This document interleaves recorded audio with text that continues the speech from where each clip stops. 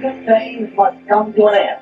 So after 85 years, Coney Island will close with tonight's operation, September the 6th, 1971.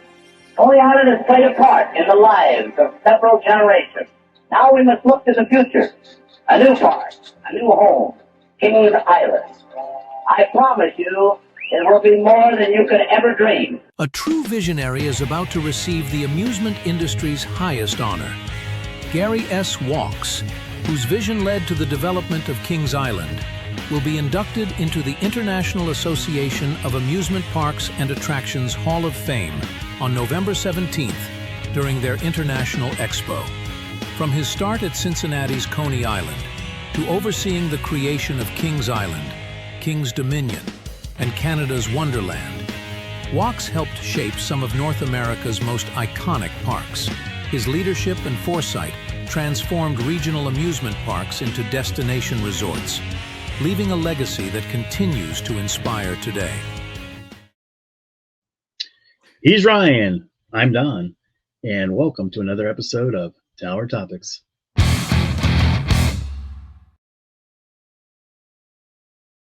Tower Topics is available at all places where you get your podcasts and on YouTube, so hit that subscribe button to stay up to date on all things Kings Island. In this episode of Tower Topics, it's sponsored by Land of Illusion Haunted Scream Park. Feel the pulse of terror at the nation's #1 rated haunt. Head to America's most visited scream park, Land of Illusion, the ultimate haunted destination. 6 bone-chilling attractions, all-night fun with a full bar and a food court to fuel your adventure. Will you conquer the scares? Land of Illusion. Get tickets now at landofillusion.com. So we're here to talk about let's say the forefather of Kings Island, the George Washington of Kings Island. Because Gary Wachs, he started off as an executive at Coney Island, and it was because of his vision and his boldness, his audacity, his moxie, his hustle, that they picked up and moved the park. And that's why we have Kings Island today. Yeah, so Ryan and listeners, picture this. Okay, it's 1964. The mighty Ohio River, it's once again unleashed its fury on Cincinnati's beloved Coney Island. It's just at that time, considered one of America's finest amusement parks. So water surges 14 feet deep across the grounds, swallowing roller coasters like the Shooting Star, picnic pavilions, and the iconic Sunlight Pool. It's under a muddy deluge of water. So cleanup cruises, became an annual thing pretty much at Coney Island. So the cleanup crews, they made it, through the muck. They're tallying up damages that top $150,000. That was a small fortune in those days. That would be well in excess of $1 million today. So for most park operators, it might have just been another headache in a long line of seasonal floods. But for Gary Wachs, then he's just 28 years old in 1964.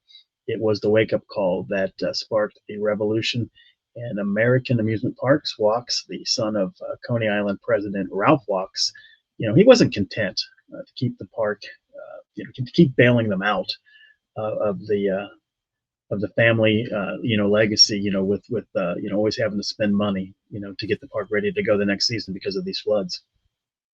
Yeah, Gary started crunching the numbers, and he realized that moving the park would cost a staggering $20 million. Now, $20 million in 1960s dollars, which would have been a metric ton of money today.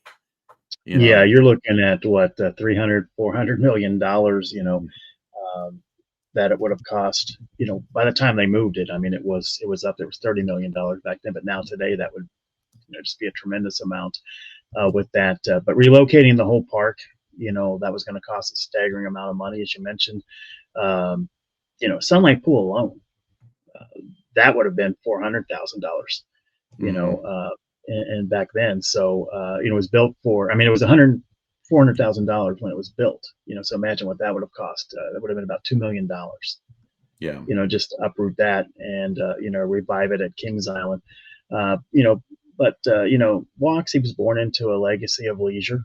The family had deep roots, in Cincinnati's entertainment scene. Coney Island, dating back to 1896, was more than a park. It was a rite of summer for generations of Midwestern families. They would have the steamboats, like the legendary Island Queen. They would ferry up to a third of its, visitors from downtown Cincinnati, docking amid the scent of cotton candy and the roar of the roller coasters. But by the 1960s, cars and buses, they started to rule the roads. And the park's charm was, starting to feel a little quaint in an era of, booming post-war suburbia. Gary, he had a sharp business, mind, and very optimistic kind of a guy all the time. Always looking for the positive. Thinking of, what could be. He saw the floods not as a curse, but more as a catalyst. They couldn't keep fighting Mother Nature. It was time to build on solid ground, and that dream kept getting bigger. Yeah. And then, the floods were what ultimately inspired the move. But in 1968, Hollywood actor Fess Parker, and that's Davy Crockett to you kids, Yes. announced plans to open a massive theme park in northern Kentucky, which would have really kind of stretched Coney Island's market. It would have drawn from both Cincinnati and Louisville, where he planned on putting it. Yeah, and that was something that he was really worried about. Once Fess Parker announced his thoughts, Gary's, fear was that Coney Island, considered, one of America's finest amusement parks, if not the finest, was going to be seen as a second-rate park. If this was to happen, and it was no longer just a family debate. Gary's relocation pitches, that he would always throw out there. And now it had teeth. He rallied his father Ralph and key stakeholders, then set his sights on an unlikely ally, which was Taft Broadcasting Company. They were fresh off acquiring Hanna-Barbera Productions, that was home to the Flintstones and Yogi Bear and the Jetsons and others. And Taft was eyeing at the time, ways to cash in on the character-driven entertainment, much like Disneyland, was doing. So over a pivotal lunch with Roy Disney, Taft executives got the green light. You have the finest small amusement park in America right in your backyard. Roy had told Taft, he said, you need to go work with those people. And that's what happened. Yeah. Deal was sealed in 1969, July of 1969, when Taft snapped up Coney Island for $8.5 million and scooped 1,600 acres. What? 6.5 million. $6.5 million. Yeah. $6.5 million in 1969 dollars, to be clear. If it was $6.5 million today, you and I would own it, Don. But Right. and then he scooped up 1,600 acres of rolling farmland in Warren County, Ohio, near the sleepy hamlet of Kings Mills for $3.2 million. That was very quiet at the time. People didn't know that they were going to move the park. They just thought it was, that Taft had purchased it. The Hanna-Barbera characters were now in the park. And it wasn't until, they made that announcement, a little bit later, that this was happening. And the groundbreaking June 15th, 1970, that was kind of a star-studded ceremony. You had the Taft Broadcasting, brass there. You had Ralph and Gary Wachs. You had the mayor of Cincinnati was there. The Hanna-Barbera, characters were there. They're all, waving shovels amid, flashing cameras. It was a huge deal. And, there's a few of these photos that, you see floating around on the internet. But that was quite a big deal. And that's when the reality started to set in for like my parents who grew up going to Coney Island. They were sad about this. Nobody wanted to see Coney go. Yeah, I mean, Coney was beloved, and it continues to be beloved by a lot of people. But what emerged in 1972 wasn't a transplant. It was a complete reinvention, completely different park. So 364 acres, Kings Island blended Coney Island's nostalgic heart with Taft's flashy ambition. Yep, and you saw many of Coney's, popular rides. You saw the Grand Carousel still at Kings Island today. the Cuddle Up, the Scrambler, another ride that's still there. Tumblebug, the Midway Games. They made that 30-mile trek north to a dedicated Old Coney section of the park. It was called Old Coney when Kings Island first opened. That preserved the soul of the original, and even some of the trees in that made their way north for the opening of Kings Island. Yeah, it was the Geico tree, gecko tree. I Yeah, don't know, something like that. But so Gary, his vision included new blood at the park, so they did not move the shooting star, although that was explored, and they ended up building the racer, which you've ridden before. Yeah, I've ridden that before, and that kind of reignited America's interest in the wooden roller coaster. Nobody was really building them anymore, and they coaxed legendary coaster designer John C. Allen out of retirement to design the ride, and the racer became, again, that spark, the 1970s. It's got the landmark status from the American coaster enthusiast, for its place in history.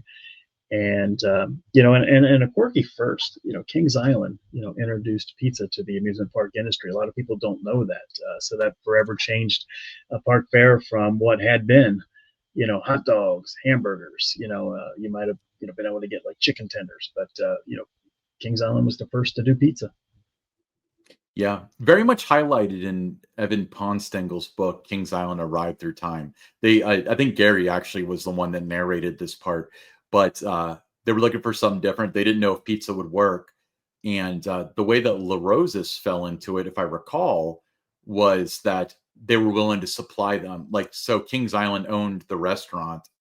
This was just on International Street, I believe, in 72. But Kings Island owned the restaurant. They just bought the dough and the cheese and all that stuff from La Rosa's.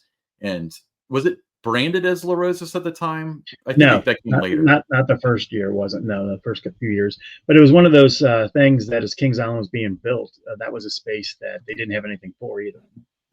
So they filled it with that. But after announcing Kings Island, of course, it was going to need a name. So a public naming contest, flooded in over 100,000 entries, from Taft's Coney to Twin Oaks. In the winter, Kings Island, as everybody knows now, was chosen. It was a clever, little mashup, nodding to Kings Mills and its predecessor, Coney Island, a name that, rolled off the tongue like a perfect looping roller coaster. Yeah. And then we'll have to discuss. I know that I've seen a list of other names that were kind of like up on the list. We'll have to do an episode on that. So we'll hold that because it would be interesting to see, to speculate what the world would be like if Kings Island were called by any other name.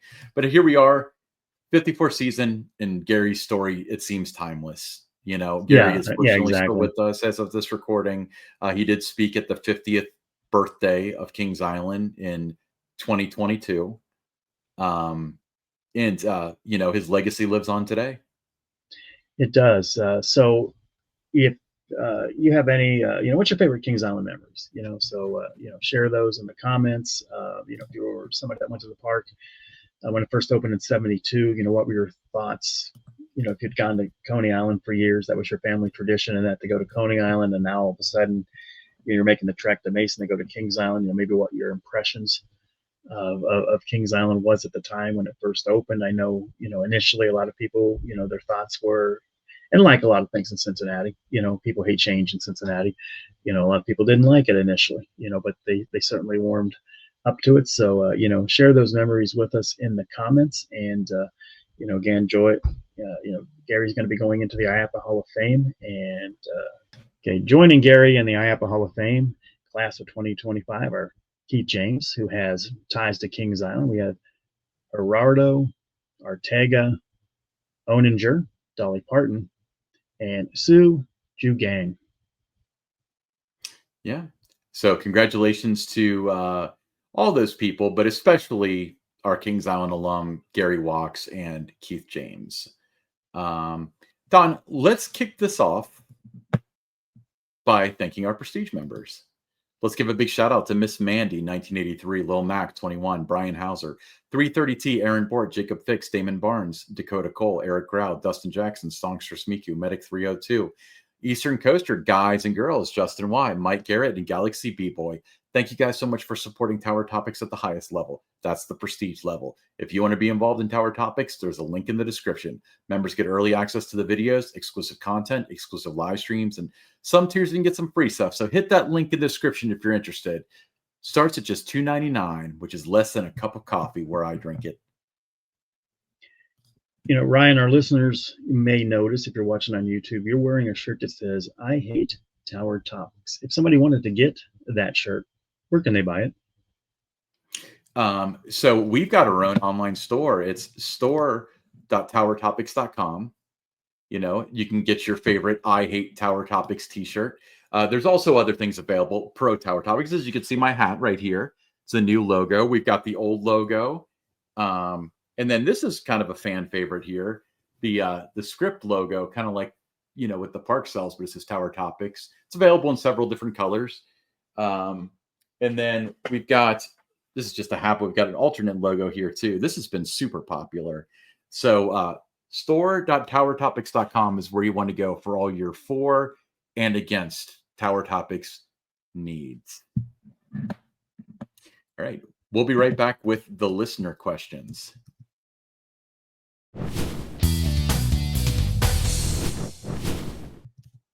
First listener question, Jim from Hamilton, Ohio. He said, morning. First off, it's been a pleasure listening to your podcast over the past couple of months. My family and I are first-time season pass holders, and we've had a blast exploring all things KI over this past year. I have a few suggestions as to help better the guest experience and would love to hear your thoughts. The free ice cream on birthdays is an awesome gesture. And wouldn't you know it, we ended up buying additional for the other family members. Great revenue generator. Wearing your birthday button proudly was such a great experience for the kids, getting the birthday call outs on the rides, which was great. The worker at the Great Pumpkin Coaster even sent the ride through 3 times on my son's birthday. What are your thoughts on making a big deal about a kid's first time on a ride? Example, when kids graduate from 44 to 48 inches and ride the racer for the first time. Maybe a paper certificate or something commemorating the experience. Early entry has been a big win for our family. We are typically in the park around 9:30 and out by 12:30, allowing us to usually hit 10 to 12 rides.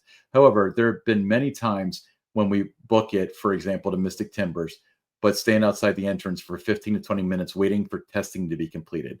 Can't there be some type of live updates when you get in line standing? Heads up, we're running 15 and 20 minutes behind. Noticing how long this email has gotten, I'll leave it at that. Just spreading the good word on a unique offering we have here in Cincinnati. Yeah, thanks for the email. You know, I think that you know, you have some good suggestions there. The free ice cream is great for kids. You know, and that when people are celebrating their birthday, I do think it would be really cool if they did do something. You know, you rode the beast for the first time or the racer for the first time, and you got some kind of a certificate. I know the Reds used to have, you know, things like that. You know, it was your first Reds game, you know, for kids. I think they still do. So, I've seen them yeah, online. they still do that. Okay, so I know that they used to do it, but you know, that's a you know, a nice thing to have, and it's something that you know, years later, you know, they probably would still have that certificate, you know, and a scrapbook or something. And it would be, you know, they'd want to show it to their, you know, kids and grandkids and that. So I think those would be kind of, you know, cool things to introduce. It's not that hard to do it. You know, I think it adds those little touches, you know, mean a lot. You know, you're talking about, you know, the ideal has always been, you know, that it's the best day of the year, you know, experience when you go to Kings Island. These little touches, you know, would add to it. There's not a lot of those little touches anymore, you know, when you go to the park. And I think this is something that would certainly, you know, bring that back, and it would be memorable, you know, something, you know, a collector's item, you know, something that they would have for years if they were to get one of those, you know, certificates. First time on the Beast, first time on the Racer, the legendary Kings Island rides. I wouldn't, you know, make it every single ride, but certainly, you know, those 2 rides would warrant that with the Beast and the Racer. I think the communication does need to get a little bit better. You know, far too often when you have rides listed as an early ride, you know, it has been 9:45, 9:50, even 9:55 before they even open the ride. So it kind of defeats the purpose with that. It would be not that hard to just communicate what's happening, so you're not spending your whole 30 minutes in the early entry part, waiting for a ride that may not open until just before the park opens, and you can move on and try to do some other things or move on to another ride that you do want to ride, right when it opens at 10 o'clock. So there should be some, type of updates that you can get, have somebody walk in the line or something to let people know, what's happening and how much longer it might be. Yeah. Well, I'll start with the graduation thing. I don't have kids. I did see Noah the Field Reporter grow up with Kings Island, and I will tell you that when he hit the different height things, it was a very, very big deal to him. So having it where it's like, oh, you finally hit 44 inches or whatever, to do something for that would probably be kind of beneficial. If they want to do the certificate or something like that for the first ride on the Beast or whatever, I think that would be a lot of fun too. And it would be something that I know he would have cherished. So I don't know. I think it would be kind of cool if, I don't know, maybe if they get the picture for free or something. I mean, you got to do a system where people aren't going to use that as their fun picks, but, yeah, I absolutely think that they could do stuff like that and it would be very marketable. You got to remember too that, if you take a picture with your kid with a certificate saying first time riding on the Beast, you mentioned the Reds thing, and I, without kids, was able to tell you they still do that. Why? Because everybody posts it on social media. So if your goal is to drive people to be like, oh, little Billy, he hit 44 inches, he can now ride the Beast or whatever, that's going to make it. It'll be totally fine. Yeah, I agree. By the way, communication's got to be better. I don't think they necessarily need to have something in the app saying that this isn't going to open or that's going to open, but it would be nice if whoever maintenance or whoever communicates with the people that are the ride staff and they trickle down to the line like, hey, it'll open in 15 minutes, so you can make that decision with your time because your time's valuable. It is. All right. Next up is going to be a voicemail, and if you've got one to leave us a voicemail, you can at 513-399-7538. That's 513-399-7538. Let's see what we got here. Good morning, Don and Ryan. This is John from South Bend, Indiana. And this isn't so much, well, it's kind of a question and kind of a compliment. I really am enjoying the brand new lead-ins that you guys have been doing for your show for the last couple of weeks. They do a great job of introducing the show. They look very professionally done. And whoever is doing the voiceovers does a good job with it. My question is that something that you guys are producing yourselves, or did you hire another company to produce those for you? Because they're really very, very good. Also, another observation. A few weeks ago, I came across a YouTube short video that was narrated by Ryan, and I think it was for Halloween Haunt or something like that. So I called this phone number. Actually, I texted this phone number to give a compliment about that YouTube shorts, and I was shocked when I think it was Ryan that responded back with a thank you. I was shocked at that because I know this number is not regularly monitored. But anyway, that's my question. That's my compliments. You guys continue to do a great job with the show, and great job on doing various improvements on the show. Have a great day. Yeah, we're always trying to evolve Tower Topics, add new segments or different touches, and I'll let Ryan speak to the intros. He's the one that is putting the videos together. I'll write the script for it, but Ryan's the one that's editing and putting all that together to lead off the shows. Yeah, well, from my creative standpoint, and this kind of like boils down to the podcast as well. I creatively am not a very good ground up person. I'm more like, if you lay a foundation, I can build an excellent house on it, which is why what we do works so well. Because, Don generally, I mean, like, obviously I have a voice in it, but you generally kind of like format the show and stuff like that. And it's the writing aspect that you enjoy. And for me, I really enjoy the post stuff. So I do all the editing and stuff. But to answer your question about the intros, that's us. The voiceover is done using a service called 11 Labs.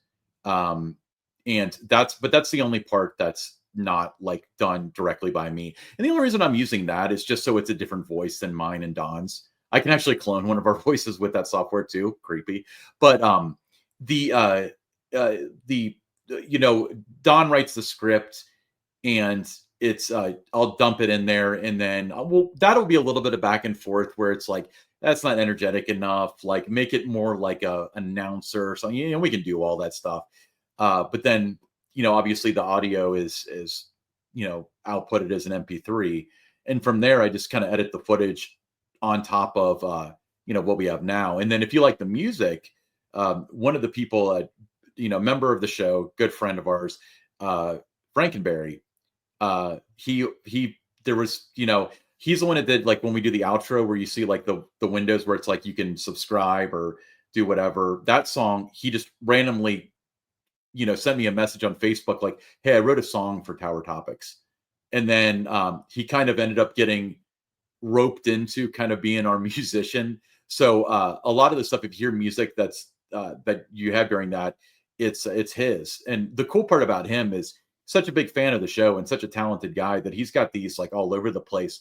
And just as an example, the other day he was like, hey, I noticed you were reusing songs. Here's a few more. He just randomly emailed me some more 30-second songs to use with this stuff. But his stuff works really well with what we're doing. And you know, it's every once in a while, like I'll do a dramatic pause or comedic pause or whatever. And his music, for some reason, and I don't know enough to tell you why, maybe he can, but it's really good. It's really easy to stop and then start it again, and it sounds like it's supposed to be that way. But yeah, it's you know, using 11 Labs to do the voiceover, but then Don writes the script. You do the videos, Frankenberry does the music, and I edit it all together. And we've been really a lot better about having our topics down like 5 or 6 days in advance, so I have time to actually put thought into these things, you Yeah, know. it's been I think adding those intros like that, it's allowed us to get off to a better start, you know, with the shows. It kind of flows better because we go from that, then we do the quick intro of who Ryan and I are, and then it's, you know, onto the show, you know, where before it could either be too short, drawn out, you know, we didn't know how long each of us was going to go, you know. So I think sometimes that you know, doing things like this, it just adds a little bit more, I think, polish to the show, you know, to lead off. And you know, then allows us, it's a better transition to get right into the show when we do it this way. Yeah. And so you mentioned, I do remember you texting the number, and I did respond to it. When I say it's actively monitored, the texts do come through. Like, we do see them. I mean, that's how we get the listener questions and stuff like that. What I mean, though, about it not being actively monitored is I don't want to get into a situation where somebody's trying to get a hold of us personally. So they're calling that number thinking that they're going to reach me or Don. That's just not going to happen. My phone doesn't ring when it comes. It, you know, it's you know, it goes directly to voicemail. The text goes directly into like the save folder, and then, you know, as we're pulling the listener questions, that's where I get it from. But I think I might have come across yours a little bit sooner than usual, so I was able to text you back really quickly. But I do appreciate the compliment on the shorts. It's the shorts are really important for our success. So it's cool to hear that, you know, people are enjoying them. And as you're talking right now, Ryan, I just had another idea come to mind of something we could do with the show, and certainly would require you to do a lot more work on your end. Of course. But I think it would be a cool way to do something. So yeah, it's kind of like a little bit of an ESPN vibe to it, you know what I'm thinking. And we'll touch base after the show on that. But thanks for the question. Yeah, we're gonna have to, like, one day we'll have like a studio where we record this, and we can make, because I know that we were taught the original vision we had for the attractions group was what's that ESPN show that we were talking Pardon the about? interruption. Pardon the interruption. Yeah. The problem though is to do something like Pardon the Interruption live would be very difficult to do. So if we were to record the whole thing, we're both sitting at a desk and we do it in post, like, I think that's entirely doable. But This is the best we got right now. So we'll try to improve it as much as we can with the things like the bumpers and so on. But yeah, as we approach again. episode 400, there'll be some new elements kicked in. Yeah. All right. Greg from Troy, Ohio said, have either of you seen the synchronized light show on the Fisher Homes Family Care Center house across from Tom and She? I happened to be walking by it on Thursday night around 10:35, and there was a very cool light show synchronized to the song Thriller. I caught the end of it. There was no sign telling guests about it. I wonder if it is a bottom of the hour show. It seems like there's another Kings Island non-promoted event like the fountain shows at the top of the hour. It's definitely worth checking out if you're in the area at the park. Yeah, I've seen that. It's really good, and it's doing different things. The Fisher Homes building throughout the night at Halloween Haunt.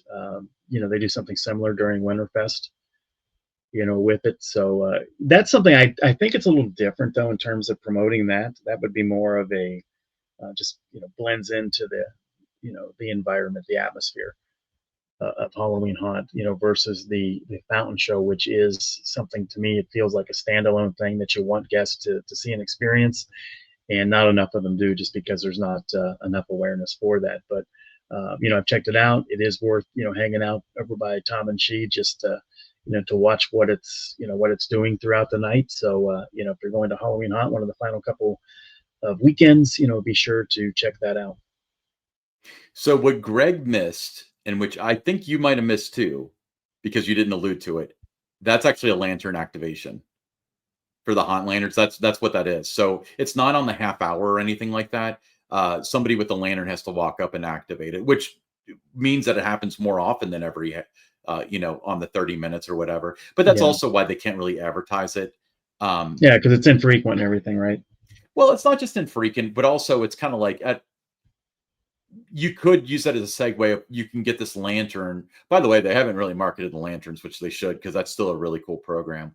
But I guess you could do it as, hey, buy the lantern, and then you can. This is an example of what you can do, but you can't really be like, oh, come to haunt and this happens.